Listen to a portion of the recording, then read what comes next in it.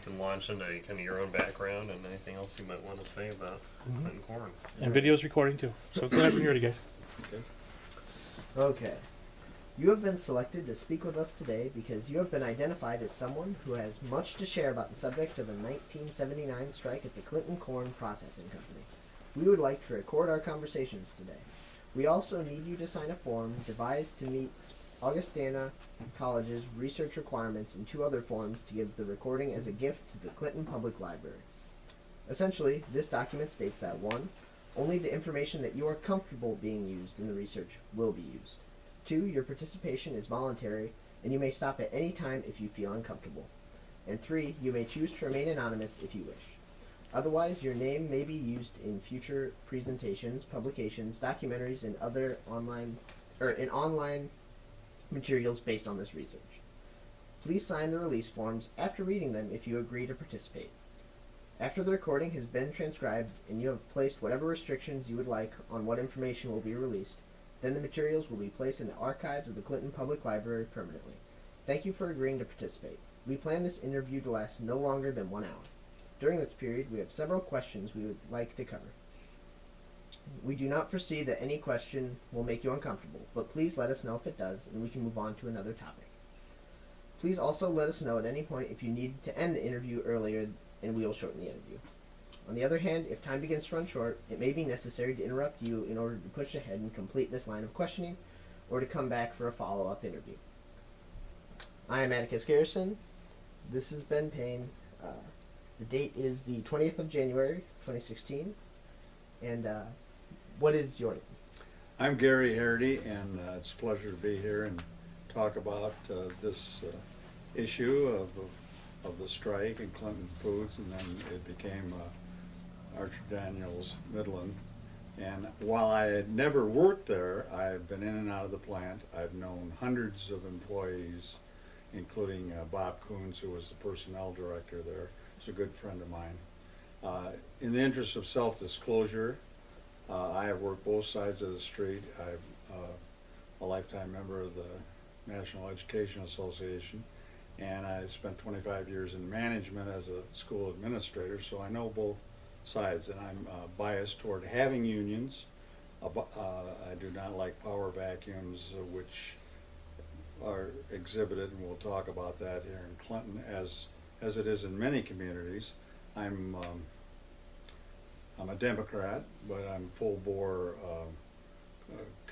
for capitalism and corporate leads in the country. But I'm also on the other side of that. They need to be regulated. Corporations are here to help people, not the other way around.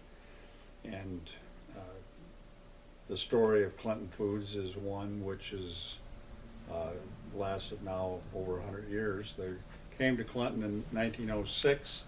Of course, they were one of many, probably a half dozen grain processing plants around the Midwest. ADM was over in Clinton, Illinois, oddly enough, and then bought this out after the strike. They wouldn't have come to Clinton with a union, and that's unfortunate, but there's 2 sides of that story. Bob Coons was the personnel director at Clinton Foods, and then he moved to Chemplex, which became Equistar, and then he went back to Foods. And I'll cut right to the chase there. I interviewed him many times. He was a friend of mine. He was kind of a lonely guy because while he was very big in management and taught classes and would have been a very gregarious guy, he was kind of lonely because it was him against the world. And he was a staunch Republican. We talked about that. But we got along very well, and he and I befriended each other and talked. And during the last years of his life, he died 3 or 4 years ago. We talked about the strike, and I posed a theory with him that he was hired back to Clinton Foods to break the union. And well, how would you do that? I have people all over town say, how do you break a union? Well, you hire a bunch of bozos that are militant, that are mouthy, that will do things that are illegal, and then you break them. That's what happened.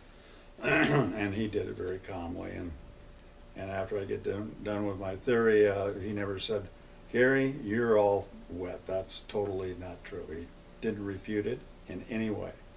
And I wanted to do a history on him, and he said, well, you know, I heard this many times from lawyers and other people.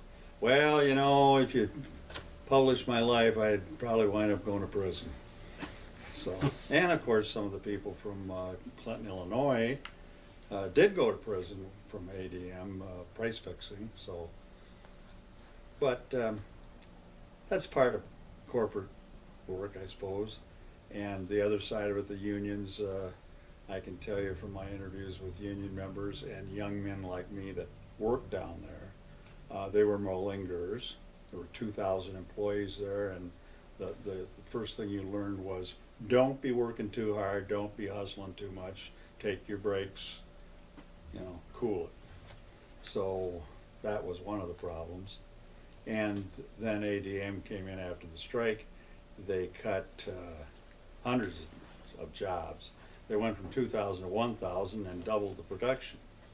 Of course, to do that, you've got to have 12-hour shifts and work people to death. And I've never met anybody that works for ADM now that likes it.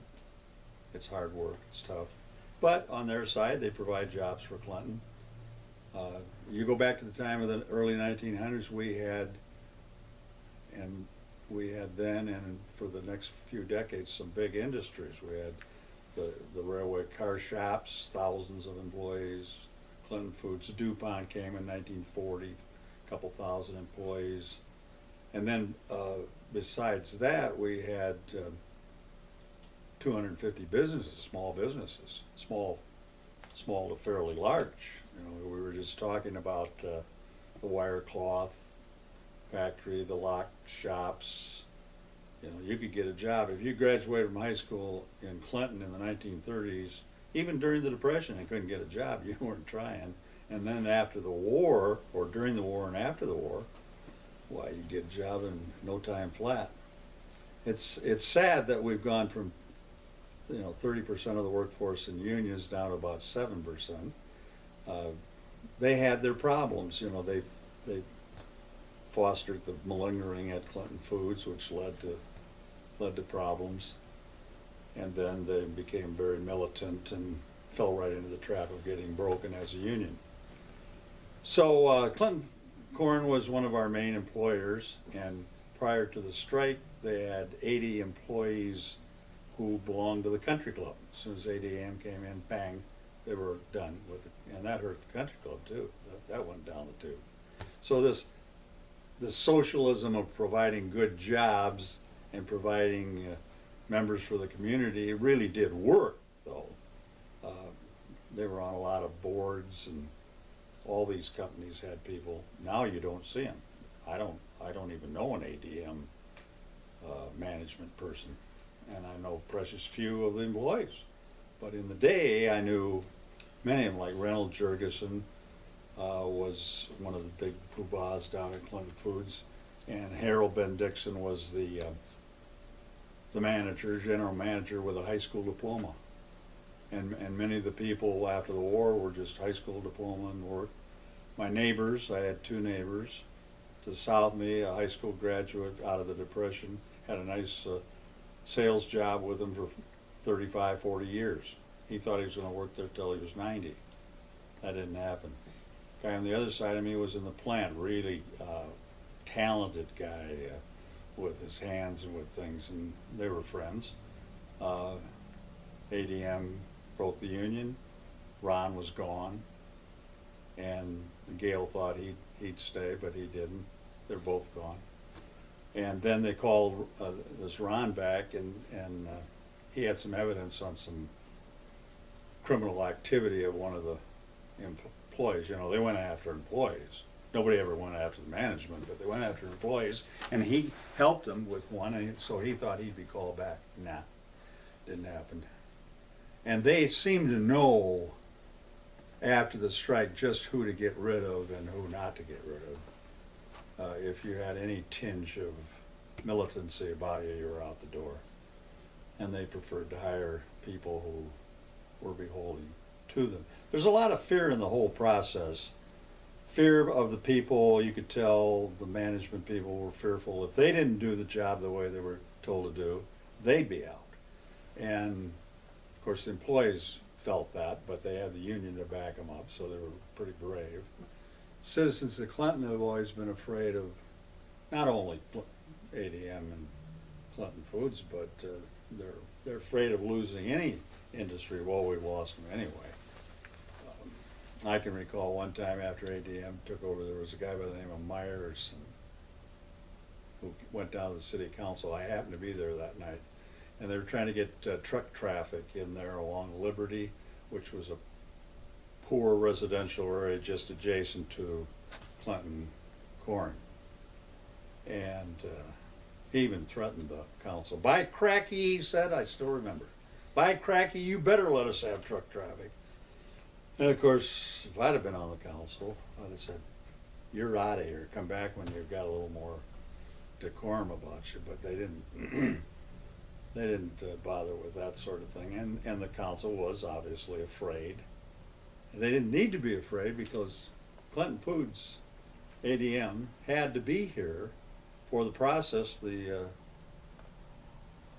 corn, you know, made into ethanol and syrup and alcohol, and the one thing they needed most of all was water.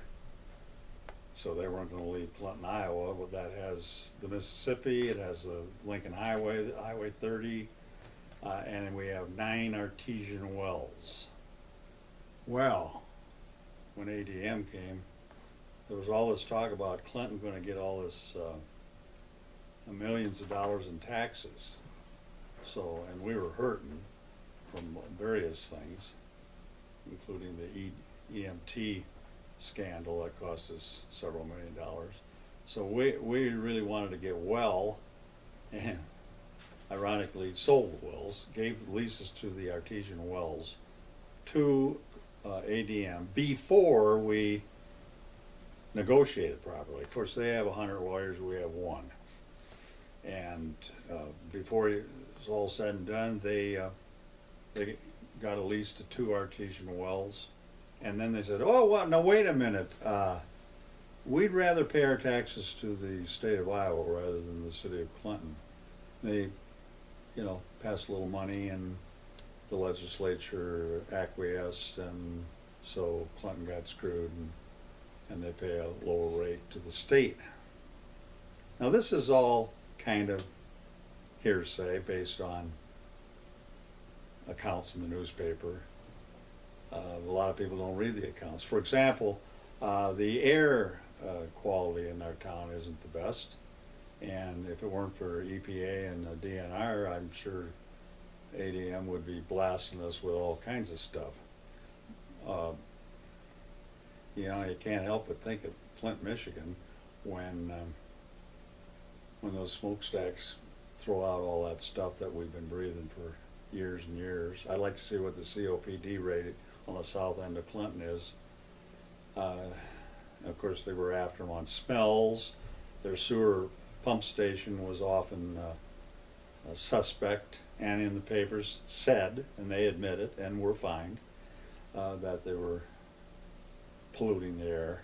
Now, most of the people of Clinton very obligingly said it was the rendering works.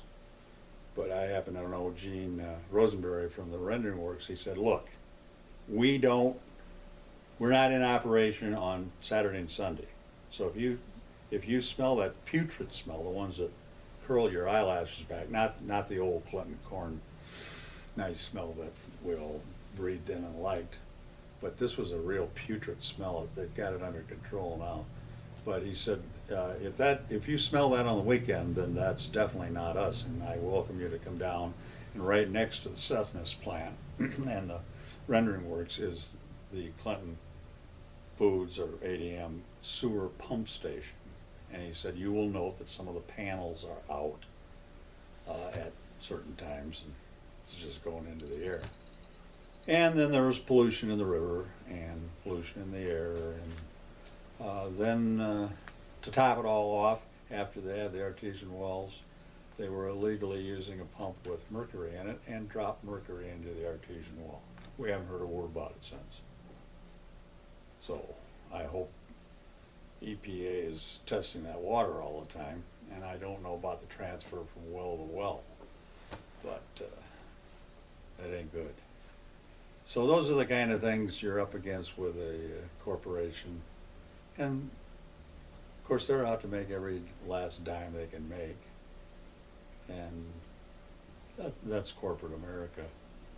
But people will complain about our city fathers not doing their job, and I always say, well, you know, it's our fault, because we didn't run for the council. And it seems like our council always has a couple of real bozos on it, as well as some good people.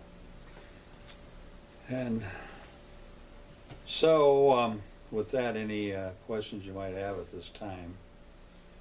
Clinton Foods, of course, makes corn syrup, alcohol, ethanol. Now we're in the middle of a primary caucus time where people are talking about ethanol, and you need a lot of water for ethanol, and corn isn't the best to produce ethanol. You've probably read articles on that, but it's the best we've got. Sugar cane would be better. So I think I've covered about a lot of the things. Throw some questions at me. If you were trying to explain the strike to somebody who had absolutely no idea, had never heard of it, maybe was from Clinton or otherwise, what would you tell them? Like, what would be the first thing you tell them of why it matters?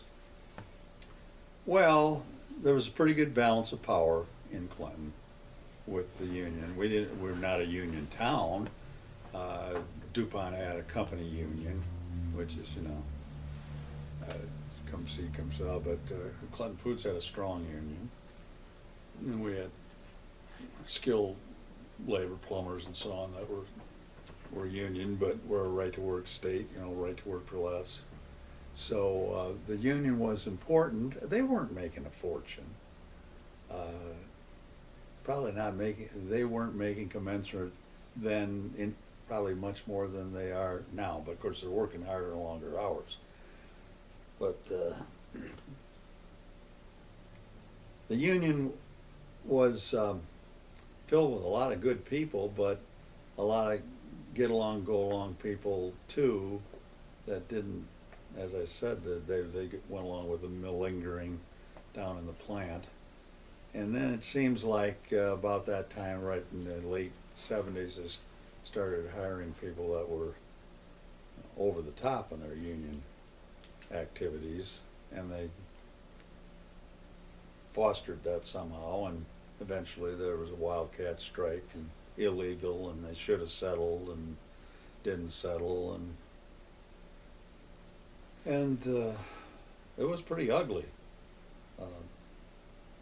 People trying to go in there and cross the picket lines, and they were in danger physically, and the union members were there at the gate and would fight them. And I heard people around town, even from company unions, say they shouldn't cross the picket line. I said, well, there are people that don't have any job and they want to work, and we got a right to work state. So pretty soon you didn't have a union anymore. And I don't think the union ever worked on things that they should have worked on. Hourly wage is one thing, but I don't think they worked on working conditions, pollution. They knew a lot about what was going on and maybe didn't care. So had they gone into those areas, they might have had more justification for lasting. I don't know whether I answered your question. Town was evenly divided on people that love unions and don't like unions. And so at the time, were you a school administrator? Let's see, yeah, I went into school administration in the early 70s and had been, on bargaining units for teachers, and I had been on bargaining units for management also. Of course, teachers in a professional public union get along a little bit better. Things work out a little bit better than and they know how to talk back and forth. There's